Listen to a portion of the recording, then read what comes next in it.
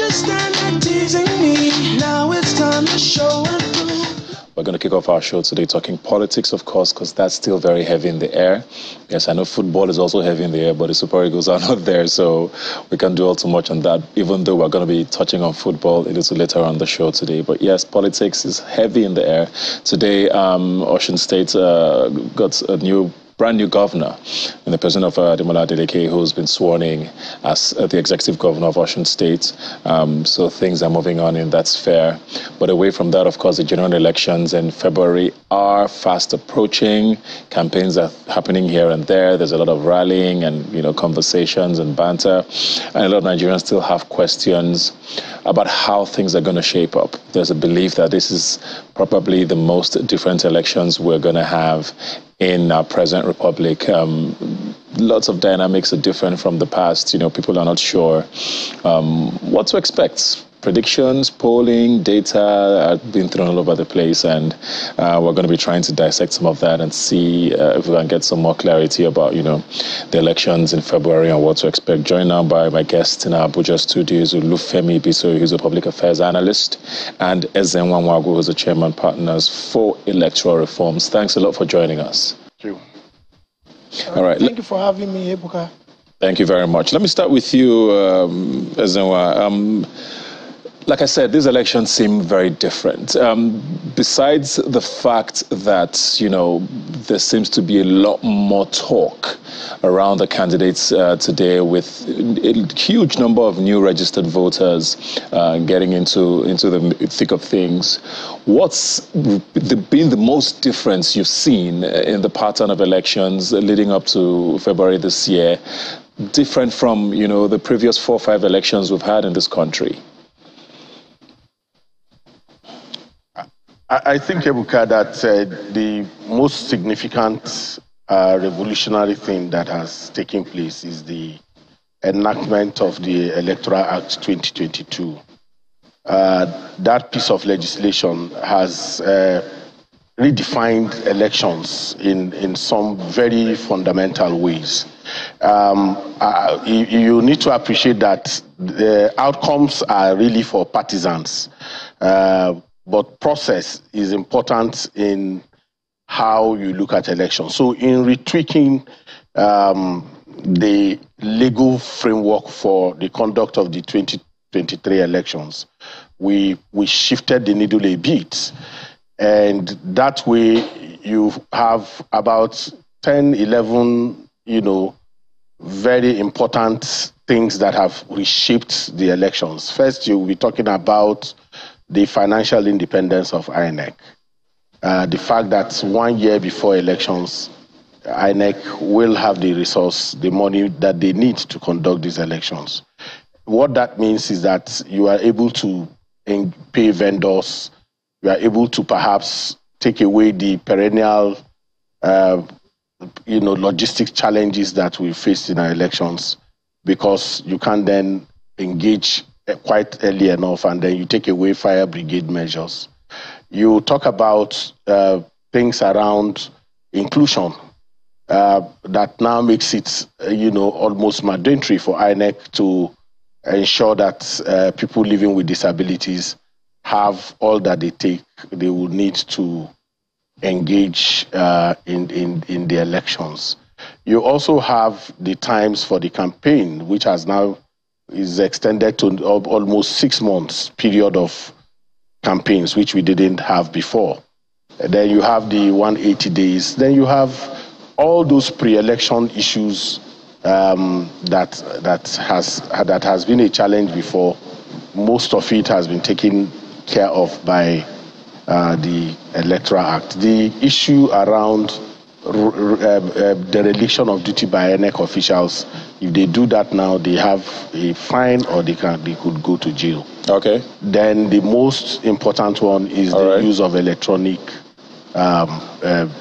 formats for result management, for verification, authentication of the voters, that we call BVAS. So these fundamental things have shifted the way elections are conducted previously. And you can also see that for the first time, the voter register is up there now for every Nigerian to on the website of INEC. You can go there and see those who are in your voter register.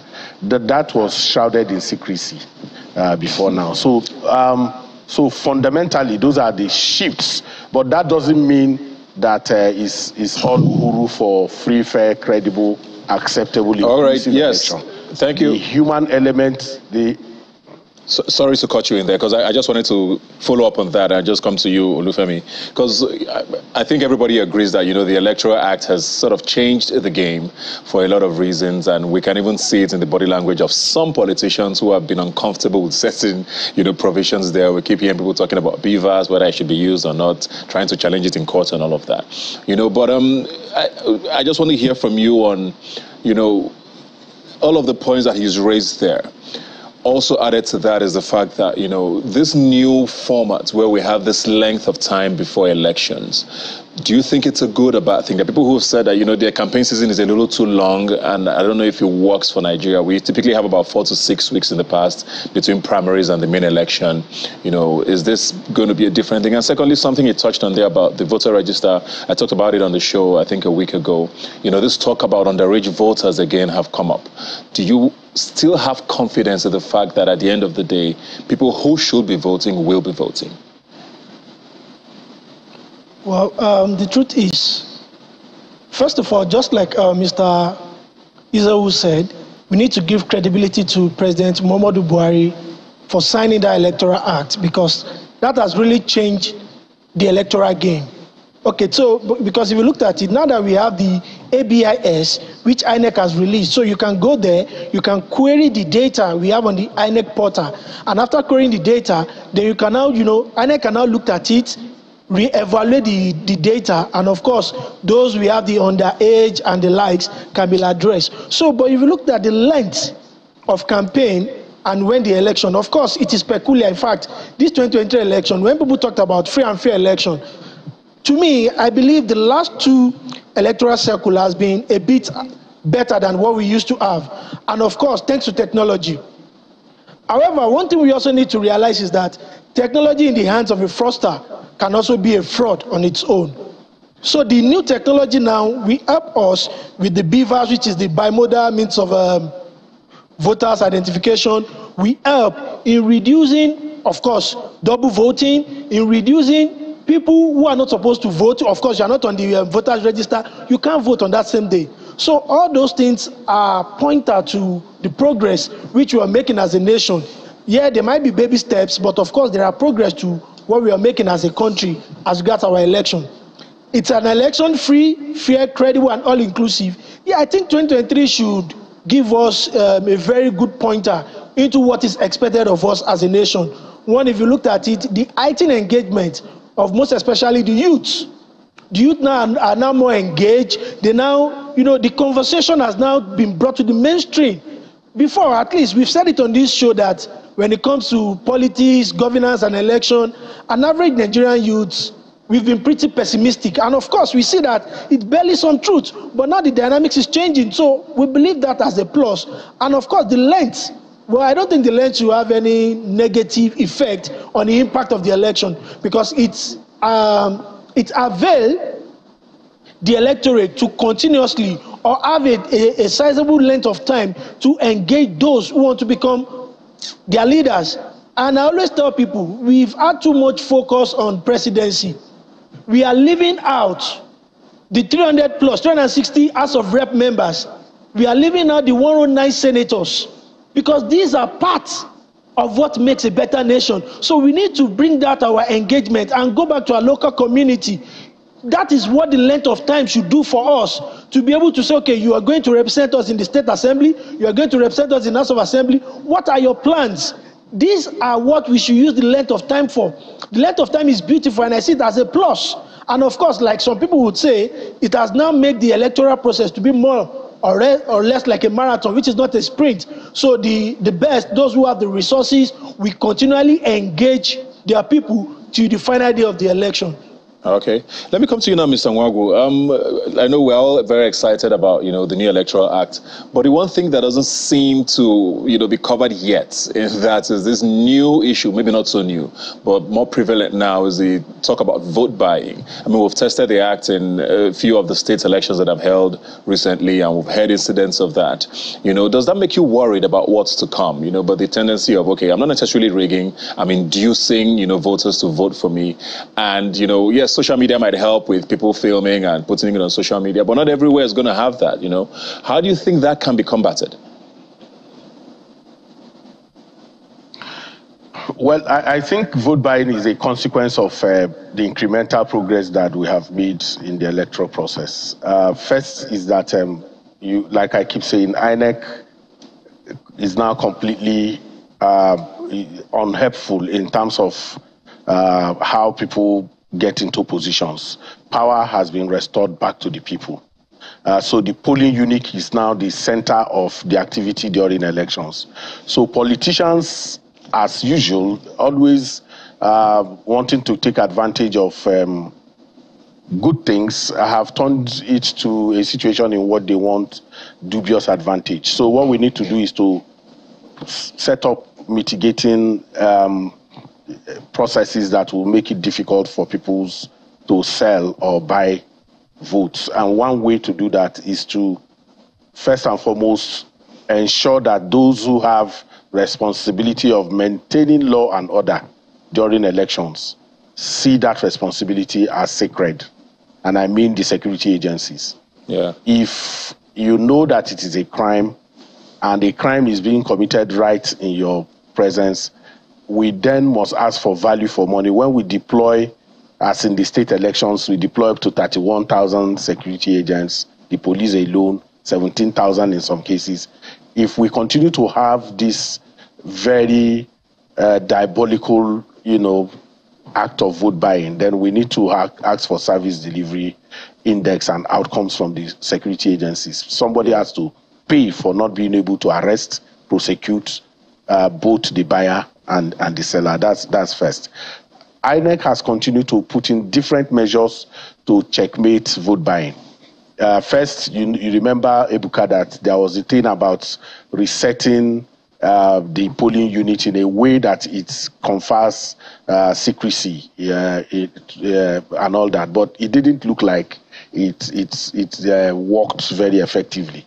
Secondly, there was also the issue of don't take phones into the or cameras into the polling unit.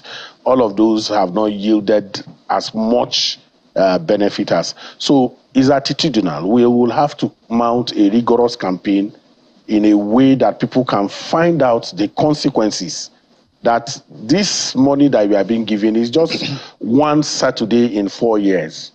For those who say, well, it doesn't matter, after all, we will not see them again. So when you take that money, no matter what amount of money it is, this election will hold 2 times in 4 years, and then you take. So I think that when you have an attitudinal challenge, what you need to do is to raise a more vigorous campaign. Legally speaking, you may not be able to deal with those who want to get dubious advantage, because they will continue to find ways. And the law is very clear that it is even 300 meters from the polling unit. So if people do that far away from their homes, you may not be able to. So I think that what we need to do is that the security agents have to be alive to their responsibilities. As we speak now, those who were arrested, we don't have a status update on those who were arrested in Ekiti and Osun, and that is supposed to be some kind of deterrent. So that deterrent is important. And I think that the responsibility will be squarely on security agents doing their job and not collaborating and subverting the will of the people in casting a free and fair vote, really. All right. Mr. Bitoye, I guess my next question is not necessarily on free and fair elections, but more about accountability. We've had certain candidates accused of, being too exposed in the media, granting too many interviews, doing too many debates and all of that. And we have some other candidates who have said they're not going to do any of these media engagements. They are better placed campaigning in rallies and all of that, But we know that the electorate in Nigeria is very complex. There are people who want to hear their president's debates and all of that. There's people who are probably better reached in this campaign grounds. Is this a big factor in deciding how things go forward? Because the more you hear from these people, the more you're able to hold them accountable even when they get into office. How is this affecting the dynamics, you think? Okay, thank you. If we need to first of all understand that the dynamics in Nigeria, it's a bit different. And I can tell you for sure, of course, I don't have empirical evidence, that 75 to 80% of Nigerians today technically have decided who they are going to vote for. So, and life itself, they say it's all about strategy. So if a candidate believes that my own audience, people I want to appeal to give me the vote, I can devise a means to reach out to them. If they're on the street, let me reach them on the street. If I will reach them on the social media, let me reach them on the social media. So a particular candidate believes that, okay, let me organize town hall meetings with, with small groups, pressure groups, because I believe they can influence their groups, they can influence their setup. If the strategy believes it will work for him, fine and good. And if the other candidates believe that, okay, let me use more of the media because I think that's where my power is, of course, it's balanced as far as it is not against the electoral law. Because one thing that is very, very important, like I was sharing with my leader before leaving the house, is that what we need to look at is our electoral justice system. We need to really help them because it's all about perception. So if a particular candidate believes this is my strategy and it is not against the electoral law, fine, let them enjoy. And if the other candidate believes that I need to be on social media, I need to be on the TV, fine and good. All what we want is give us like a kind of what we call a written document. Let us sign a pact between the citizen and, of course, the person that wants to lead. Then with that, we can now question you. This is your manifesto. You promise so, and this. Well, yes, over the years, we've not had the opportunity to really question them on that. But I believe moving forward now, the office of the citizen really needs to be much empowered. So with that, I don't think there's any much fools as regards whatever any candidate believes or any format any candidate believes he wants to reach out. Because, they would say politics is local. I can choose, okay, let's go to the streets, let's go to the interlands. They don't even have social media. Let me go and reach them there. You understand? So whatever strategy it is, the most important thing is you must be ready to lead the most populous black nation on the planet Earth with sincerity of purpose, with what we call altruistic leadership.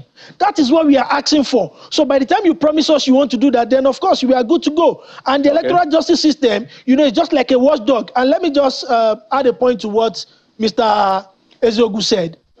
Ezenwa, apologies, sir. One thing that is very, very important when it comes to election integrity, either an election is free or fair, credible and inclusive, we all have a role to play. The media, the reportage from the media, it's also very, very important. The citizens, if you looked at it, who are the wreck? They are choosing among us. As a citizens, what we need to do is, apart from the fact that we need to hold INEC responsible, we need to make sure that our public institutions, they are truly independent, and of course, not just independent, they have the perception of fairness, which is very key. When you look at the wreck, who are the returning officers? Returning officers, they are mostly professors, VCs from our institutions of learning. So we now begin to ask that these are people that form the total of the electoral process. Look at it, we have the POs. Where are the POs? Mostly the NYC. Right. They are the youth. They fall into our own constituency. All right. So all of us, we have a role to play. When you notice something that is not going right, you raise alarm. We talked about it. For Nigeria to get better, it is not just about Nigerian police. It's not just about INEC. We all need to all come together and, of course, work for a better Nigeria. It's a collective approach. Sorry, we're completely out of time, but I just wanted to ask two of you very quickly, how confident are you in all of this about how the elections will turn out next year with regards to freeness and fairness? In one sentence, as quickly as you can, please. I think, Ebuka, you need to first make the 2023 election a people-centered election. Okay. The period of campaigns that we have, we need to reverse it, where civic groups and organizations are holding town hall meetings of their own creation. There is no manifesto that you will see that is not printed in gloss, most of it is lifted from Google. Okay, we need to when set the agenda for the politicians for 2023. All right. So, Olufemi, are you confident? Well, yeah, pretty much confidence but like I said, a technology in the hands of a fraudster still becomes a fraud. So we need to continuously engage all stakeholders to make sure that the right thing are being done. INEC has published what they use, the ABIS. So let's look at the data, scrutinize it. Then let's, of course, expect them to do the needful. And of course, the security agencies, Thank you very the much. parties. Let us all make sure all stakeholders do what they're supposed to do.